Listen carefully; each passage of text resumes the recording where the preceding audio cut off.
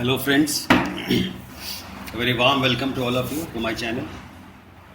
So today we will continue our exploration of the mind in a different way. We will use stories to understand some of the deeper aspects of the mind and how these deeper aspects give us happiness. Now, if you see generally in the traditional literature pertaining to the mind, generally it is classified under two broad categories. One is the qualities of the head or the cognitive rational part. Another are the qualities of the heart, the feeling part. So today we look at the role that the feelings play, in making us happy through some stories. So I'll share with you three stories and discuss with you the lessons embedded in these stories. So the first story is about two brothers who are generally quite well-to-do, and it so happened that once one of the brothers met an accident, and as a result of that there was a huge blood loss, and he was admitted to the intensive care unit, and he needed a lot of blood because of the blood loss. But he had a rare blood group, and the hospital did not have the stock of that particular blood group. So fortunately, his brother reached in time, and then he was tested for his blood group, and the blood groups matched. So the younger brother was willing to donate his blood to save his brother's life.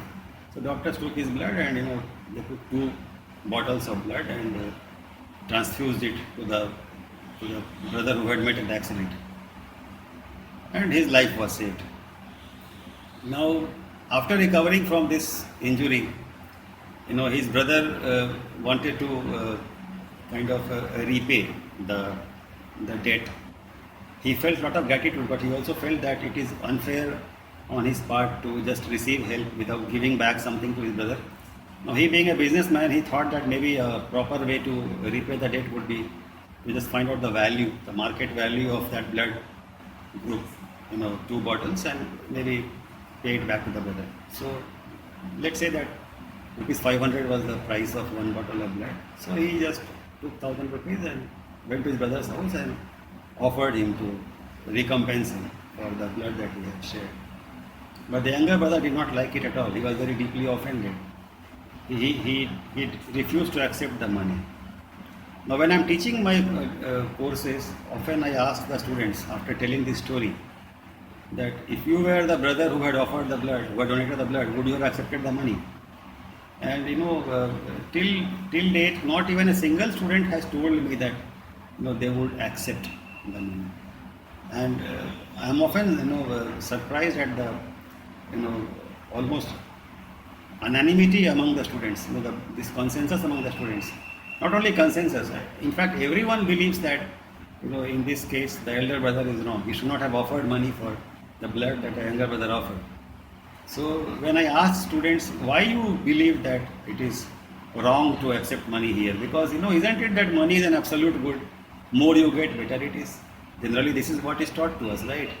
What is the harm in accepting the money? Because brother's life is saved, and he is anyway showing his gratitude only. So what is wrong, or what is odd about giving money and accepting money? So often students come up with different answers, but the essence kind of remains similar, because the essence is generally revolving around 2 or 3 broad ideas. So one idea is, students say that brothers are like or brotherhood is a relationship which is deeply felt from the heart.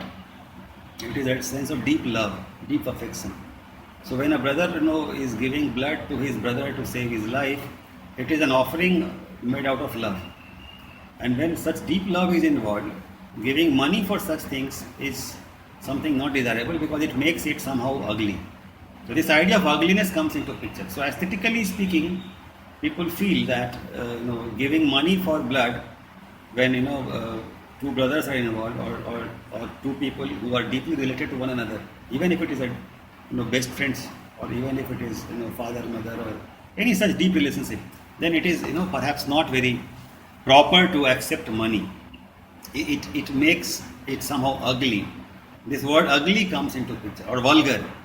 Somehow it makes it vulgar. It's a vulgar transaction, it's an ugly transaction. So, one thing which we can derive from this is that it is not always true that money is good or money is an absolute good.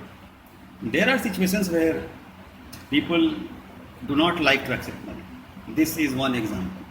And if someone offers, then they feel it is a vulgar or a ugly transaction. So idea is that somehow money is also like looked at in terms of something which is tabooed in certain situations, because certain situations are sacred in nature. SACRED is sacred in nature. So this transaction was sacred in nature. Giving blood to a brother is a sacred transaction. It's not a transaction. It's an outpouring of love. It's an outpouring of care, for a brother. So this is one idea which I wanted to share through this story. Okay. Some students have also told me that sir, in certain situations, where a connection of heart to heart is involved, we should not think in terms of utility. In economics we learn about utility. It is somehow not proper to think in terms of utility all the time. This is something which is beyond the domain of utility. Anyway, this is food for thought. I just invite you to reflect upon it. And maybe some of you, who want to express their unique perspective about this particular situation. Imagine you are the brother who donated blood, and your brother is offering money to recompense you. Would you accept or would you not accept? And what are your reasons for accepting or not accepting? If you like, you can give your comments in the comments box, or your feelings in the comments box. If I find some very interesting, unique insights, I'll share in the subsequent videos. Okay, so let's move on to the second story. Now, the second story is about a dog lover, a pet lover. Now, he one day goes to the puppy market, and he buys a puppy for let's say $10, and he brings it home. Then he raises it with a lot of love and affection, and after a few months' time, that puppy grows up into a small little dog, and the family falls in deep love with the puppy, which is now a dog. So after 8-9 months, one friend who was visiting that family, liked that dog a lot, and he offered to buy it. So he asked his friend, that I love this dog very deeply, and I want to carry it with me. So how much money should I offer to? So this person who had bought the puppy at $10, he says, no, this is not for sale. This dog is not for sale. I cannot sell it. He says, I will give you 100. He asks him, at what price did you buy? So he says $10. So I will give you $100, 10 times the price that you paid for the puppy. He says, no, nothing to it. I will not. He says, I'll give you $1,000. He says, no, I will not part with this puppy even for $100,000. He says, what is the problem? You paid only $10 for it. That was the market price. I understand you may have invested a lot of money in raising him and a lot of time in raising him. So I'm compensating you much more than what you have invested in this dog.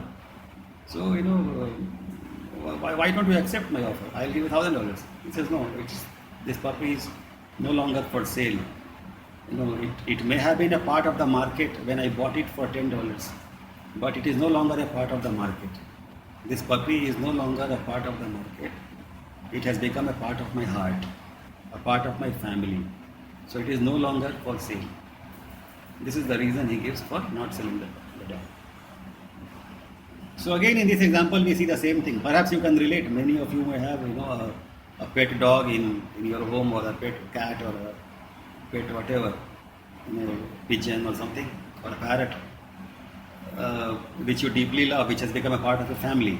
So if someone offers you a lot of money, much more than what you may have paid when acquiring that pet, would you be able to part with that pet for money, or would you think that money is not a sufficient compensation for the love that you feel now for that pet? So again, food for thought. So I invite you to share your answer to this question, whether if you were the owner of that dog, would you accept the money and part with the dog, or would you not do so? And your reasons and your thoughts and reflections you can share in the comments box. I would love to read them. Okay. Now the third and the last story. So, once upon a time, in a kingdom there was a king, and he had two sons.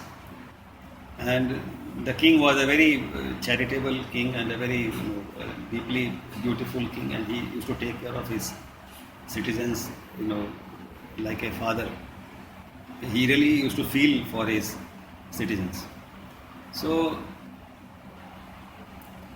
he wanted his children also to grow up, into very wonderful people, so that when they become king and when they rule the kingdom, one of them will become the king, other will be a very powerful person in the kingdom.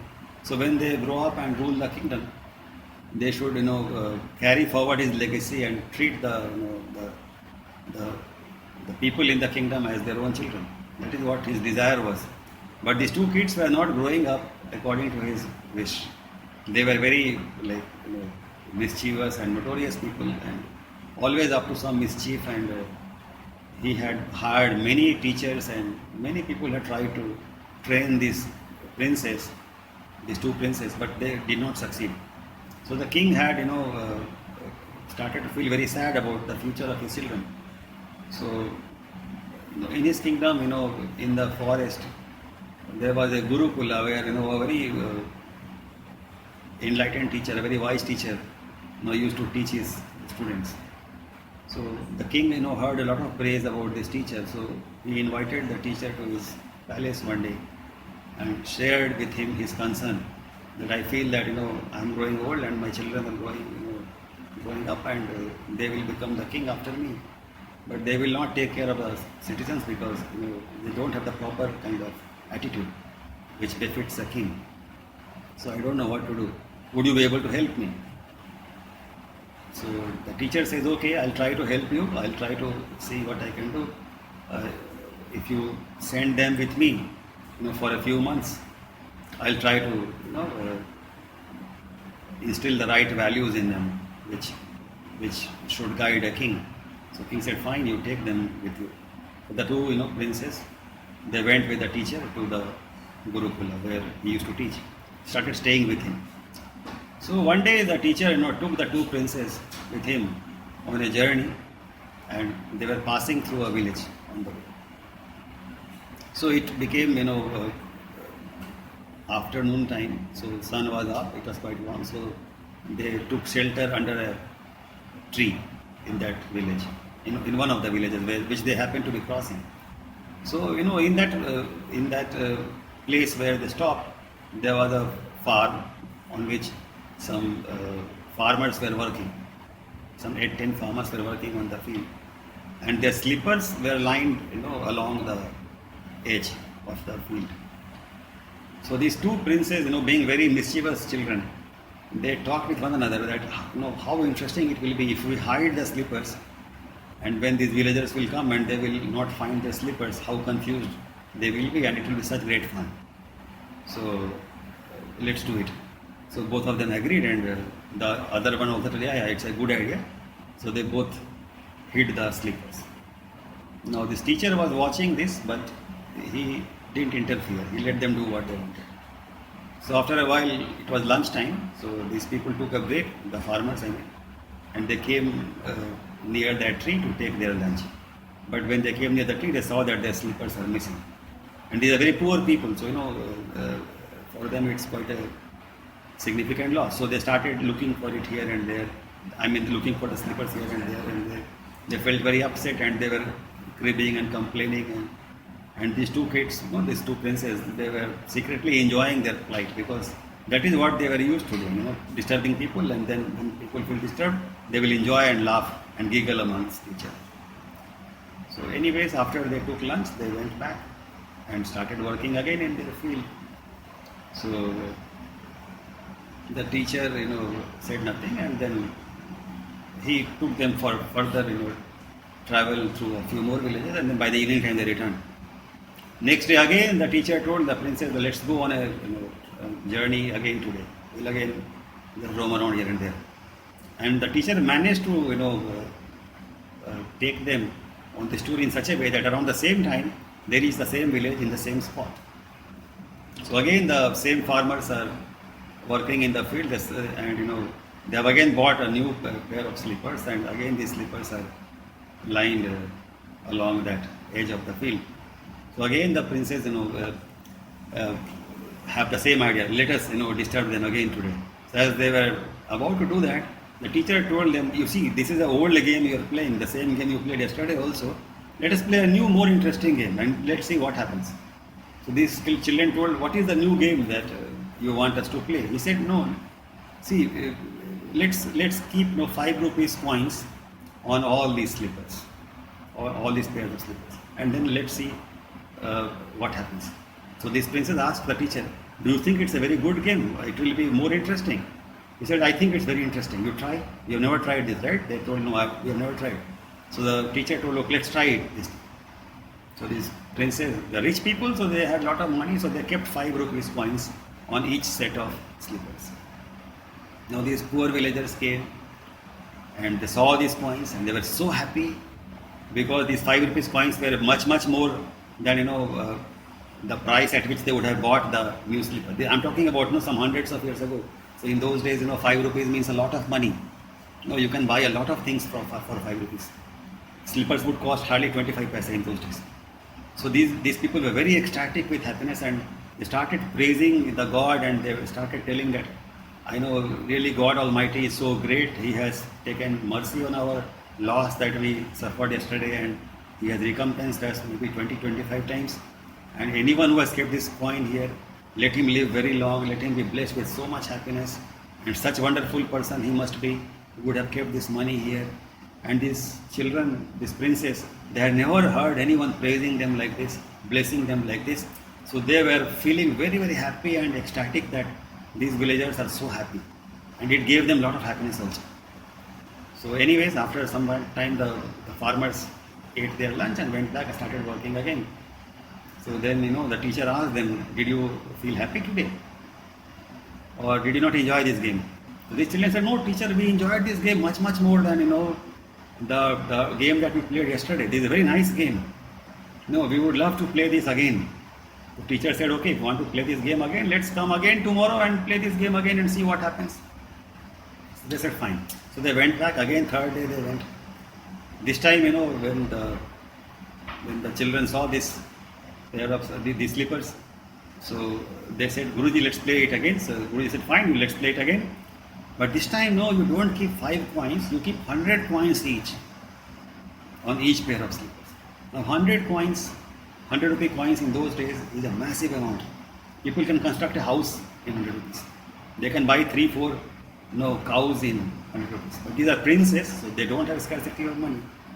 The father had given a lot of wealth to the teacher to take care of his children, which he was carrying with him. So they kept 100 rupee coins on, in each of the pairs of slippers. Now when these farmers came, they went mad with happiness. They started dancing and singing, "Oh my God, God is really so kind and so happy. He is really blessing us with so much abundance, and someone is telling that, my entire loan that I have taken from that, money lender, I can repay with this and, free my land from his mortgage. Someone is saying that, I can buy a couple of buffaloes so that, I have to work less hard on my field. Someone is saying, I can maybe repair my house. Someone is saying, I can take my mother for, treatment to a very famous, doctor, because she needs that treatment, but the doctor is very expensive, so I can afford that. And, may God bless that person who has given us this, gift with a very long life and all the success, all the wishes, let them come true." So these children were like, and the people who have given this money to us, they may be like God, they must be like gods on earth. Now these children were like feeling very, very strange, because no one had lavished such huge praise upon them, and some of the farmers were comparing them to God itself. This was like a very shocking experience to them, but they were feeling very deep sense of happiness and satisfaction, and they were really enjoying. They were beaming with pride and beaming with inner joy when they saw their joy. The joy of the farmers. So after some time, the farmers again went and started working in the field. So this time teacher asked the princess, "How did you feel?" So the two princes told, "Guruji, why didn't you teach this Vidya earlier? This is giving us such deep joy, deep happiness. We have never experienced such joy. Can you tell us why we are feeling so happy in this new game? So the teacher shared with these children that you see, when you helped others, those others who needed that help, you saw their happiness, right? So you see, when you do something for someone else and that person feels very happy, you automatically start to feel very happy, because at some level deep down, you and the other person are not separate. You and the other person are part of the same family at whose head God is the guardian. We all belong to God. We have all come from God. We'll all go back to God. So there's a divine life, divine consciousness, divine God which connects us all. So it's a simple law of life that when you do something to help someone who is in great need, and when that someone feels very happy, you automatically feel very happy. It is a law of life. So when you give, when you have the ability to give to people who really need that gift, you automatically feel very happy when other people feel happy. So we are not separate people, we are part of the same family. You being prince says, when you will grow up, you will become the king, and the other brother will become the main advisor to the king. You will be the two most powerful people in the kingdom, and God has given you so much wealth, so much power, so much capacity to help others. So you now have learned this game, which is befitting a king. As a king, if you use your power and resources to help your citizens, they will bless you so much. They will think you are gods on earth. So this is the game you must play if you really want to be happy.